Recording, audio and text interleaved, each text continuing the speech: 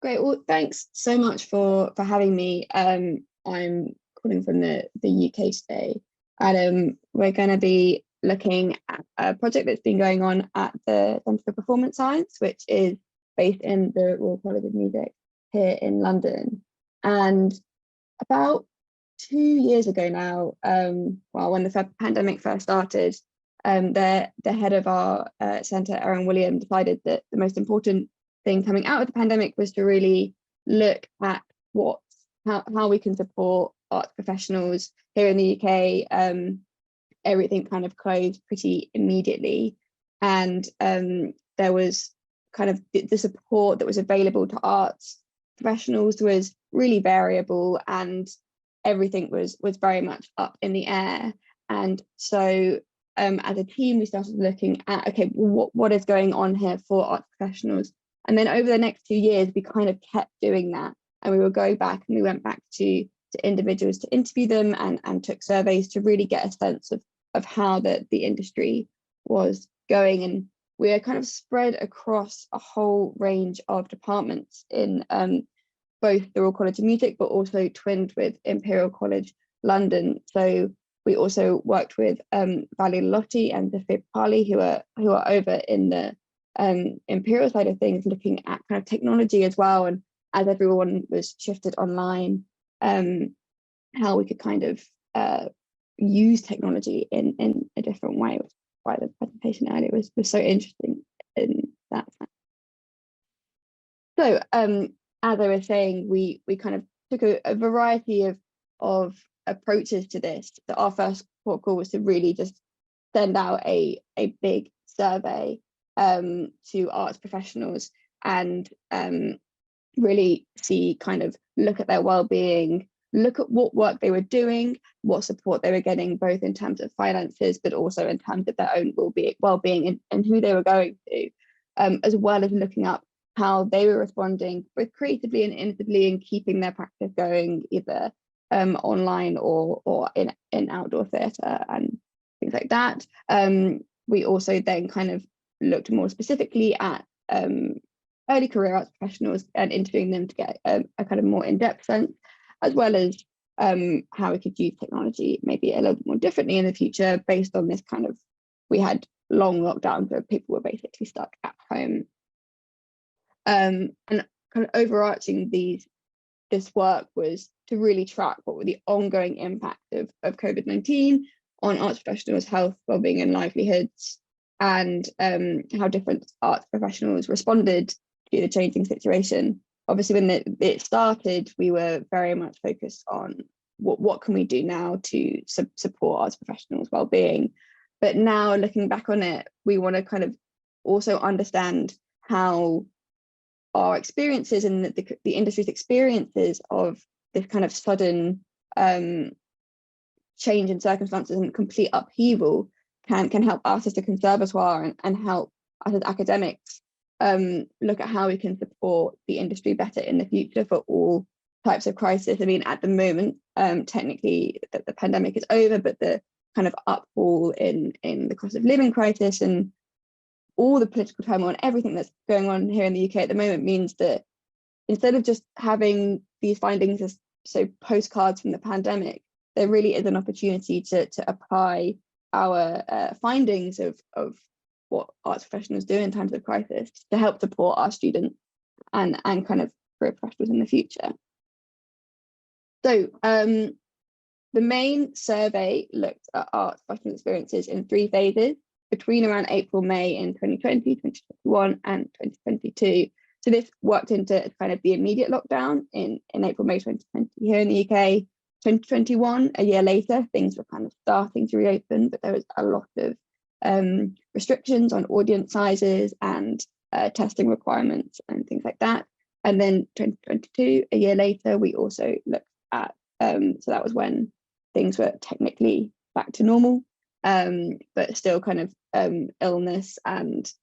audience numbers were still not really back to where they were. Our questions looked at working patterns. So are you online, offline? How much of your income have you changed? Have you lost? As well as kind of standard social and mental wellbeing measures. as well as also some qualitative open questions. And then this was supported by some more in-depth work with early career artists. We took quite a broad approach to who we are, so it wasn't just music and sound art and kind of musicians, but trying to encompass also visual and decorative art and literature. The majority actually of our respondents reported doing kind of a number of things. So actually trying to shoehorn into even these 4 categories was pretty challenging, because as I'm sure many of you know, with creative professionals, they kind of do a lot of different things. And as we went through the years, we did try and get a little bit of a more diverse sample of who was responding to our survey, particularly in the kind of visual arts and literature. So kind of the headline findings were really that the financial impact of the pandemic that were pretty immediate during phase 1 continued to be a problem, continued to affect professionals in phase 2 and in phase 3. And those kind of financial hardships, they weren't able to make up that amount of money, and they kind of the losses they weren't necessarily able to pick up creative related work that kind of was able to make up that. In terms of the mental and social well-being models, we also saw kind of stability across the 3 phases. So like with the finances, that what we were seeing in terms of who was kind of the most mentally and doing the most well mentally and socially. So they're scoring higher on their social well-being and kind of less symptoms of depression and anxiety. Or the kind of characteristics of those people were seen as the same for 2020, 2021 and 2022. What this pointed to was that age, so if you were older, you tended to be doing better. If you, as you also might expect, if you had better self-rated health, so you were healthier at the start of the pandemic, you tended also to be doing better. If you exercised, so if you exercised both more during the pandemic, but also if you changed your exercise habits during the lockdown, started exercising a bit more, that was also associated with you having a better sense of well-being. And also if you maintained the social connections that you had at the start of the pandemic, so that if your socializing moved online more, you also tended to be doing better on your social connections and your well-being. So looking over, the older, the healthier, the more active and the more social you are, the more so-called positive your mental and social scores might be. What we found that was most interesting in this instance, which is why we then went back to early career artists, is that actually those were at the most risk, because you the kind of disruption of your social networks and your friendship groups for younger people was much more impactful than for older people. Across the second 2 phases of the research, we also looked at what finances were actually doing and what the state of the industry was in terms of supporting or wanting to keep going in the industry, and financial considerations and how much money you were getting from your practice, and also how freelance you were, really became increasingly positive for those staying in the arts. And those that tended to have more freelance work were much more likely to have a positive outlook in their careers and saw a future for themselves in their art, rather than those who were primarily had more employed, so potentially had less choice about the work that they were able to do, or the work that they did was a larger proportion of employed work, and so the disruptions were potentially greater.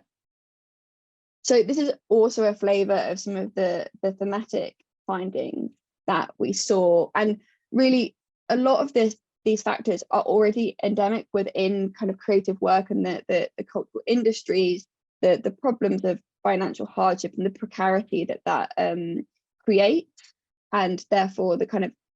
the kind of mental and social factors that having a precarious livelihood can create problems with mental health and exploitation, and concerns that as kind of financial pressures and other factors start to rack up, that exploitation gets higher or larger, and mental health is even more. There was a lot of concern about how the limiting factor of the pandemic would already start to impact the kind of problems we have about inclusivity and diversity in the sector. And we've seen actually kind of going forward that it is really looking like those factors have been squeezed even more. There was also it showed also that it might be a turning point in terms of being able to support artists in the future in these factors, because as we start to recover, people talked about building back better, or looking at how funding models and support networks could be created that really responded to these, and we didn't have to kind of continue as normal once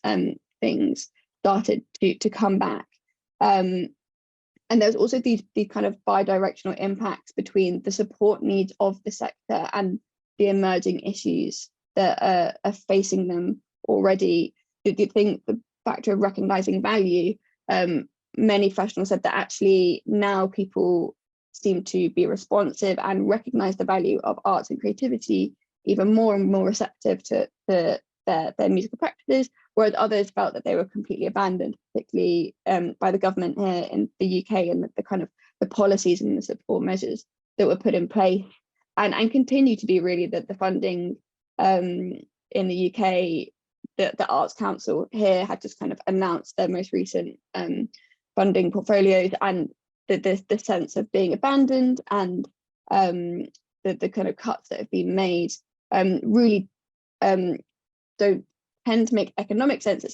but there's a sense of kind of not being valued by the government and by communities at large. And then also looking at the technological adaptations and the kind of changes to how people were working as part of culture during the pandemic, and how these might continue.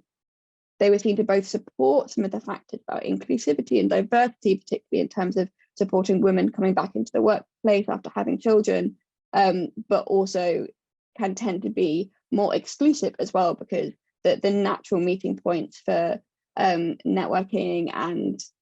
making contacts are being even further shut down, and kind of the who you know is getting even more prominent. So yeah, as we were saying, really the findings across our research show that the impacts continue to be uneven between industries and age, but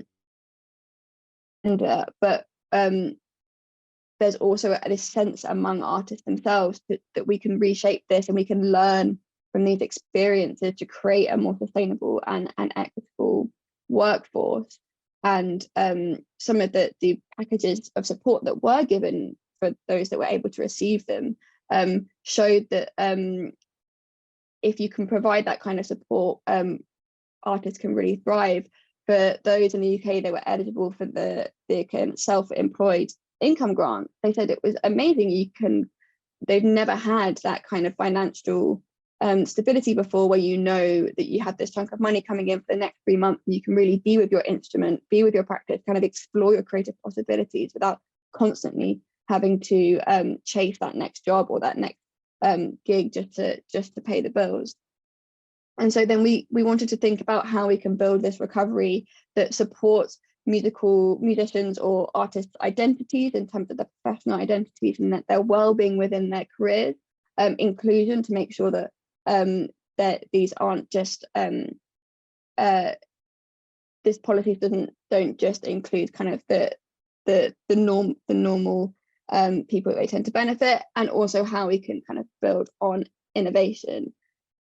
So our recommendations for both policymakers, but also for the large cultural institutions that tend to support and fund freelancers and employ them, making sure that there's clear pay protections to prevent exploitation, tax relief, and the diverse funding models to support creative artists beyond kind of the capital cities, really support the kind of growing arts and health and creative health scene, particularly because that was also seen from the musicians and the artists that we're talking to, that those workforce opportunities are really valued, and this sense of being socially responsible in their practices really changed as a result of the pandemic. And also making sure that those career networks and peer supports are maintained, and as we kind of move into an even more uncertain time, that artists, particularly early career artists, have an opportunity to get support from those up the career ladder, and understand and know how to navigate these working environments. And yeah, that's pretty much all. I think what would be interesting, what we're kind of finding now, is that how so many of the lessons in terms of the pandemic that we see are not unique to the pandemic. These were problems that existed before and will probably continue to persist, but it just turned up the dial. And now that the dial is kind of slightly edging back towards the center, how can we learn from this, essentially, to make sure it doesn't continue to have negative impacts on the industry as a whole. So yeah, thank you very much.